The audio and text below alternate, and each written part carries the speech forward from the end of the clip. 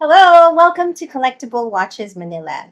Today, I want to talk about one of the questions I get asked the most. What's the best first vintage watch? Well, the truth is there isn't one perfect answer because the best first vintage watch depends on you. So let's talk about it.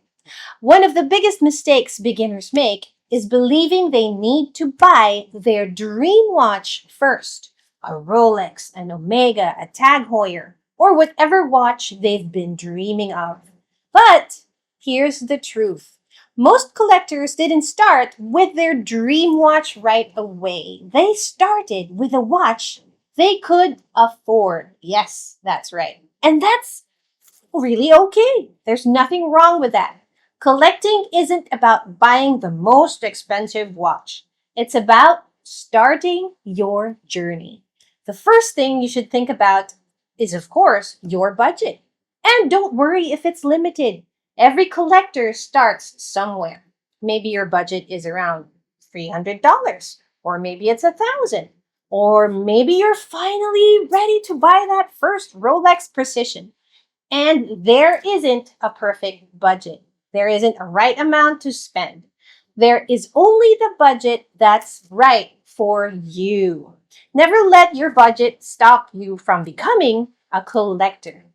Because your first watch doesn't have to be your forever watch. It simply has to be your first. And now that you've decided on your budget, how would you actually choose your first vintage watch? The first thing I always tell people is forget the brand just for a moment. Instead, look at the watch.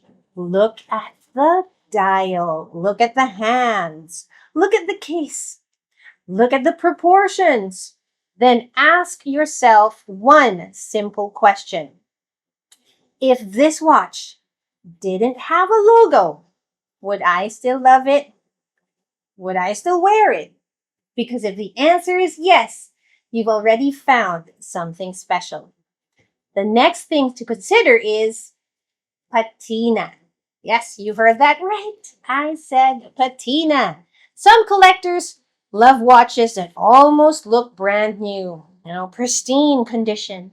Others love the signs of age, the faded lume, the warm color of an aged dial, the tiny imperfections that only time can create. Neither one is better. It's simply a matter of taste. That's one of the beautiful things about vintage watches. No two watches are exactly the same way. Every watch has its own personality. Every watch has its own story. Sometimes you're not just buying a watch, you're buying a piece of history, a movement that's been ticking for decades, a watch that has lived through generations after generations. Maybe it has celebrated someone's achievements or special occasion, birthdays, anniversaries, and now its story continues with you. And that's something that modern watches simply can't recreate. Another thing that's often overlooked is originality. A vintage watch doesn't have to be perfect. In fact, many collectors prefer honest watches, original dials, original hands, original character. Because originality often tells a better story than perfection. And finally, ask yourself this. Will I actually wear this watch? Because the best watch isn't the one that stays inside a box. It's the one that makes you smile every time you put it on your wrist. It's the one that becomes part of your everyday life. Social media has made collecting sometimes feel like a competition. Who owns the rarest watch? Who owns the most expensive watch? And who has the biggest collection? But that's not what collecting is about. Your collection should tell your story, not someone else's. And before I end this video, I want to leave you with one thought. Okay? Your first vintage watch doesn't have to be your dream watch. It simply has to be the one that starts your journey.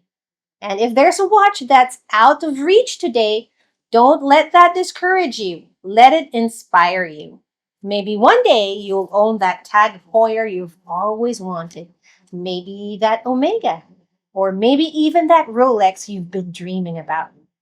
And when that day finally comes, it won't just be another watch. It will remind you of where you started, of everything you've learned, of the journey you've taken. Because every great collection starts with one watch and one dream. Thank you so much for watching. I'll see you in the next one. Bye.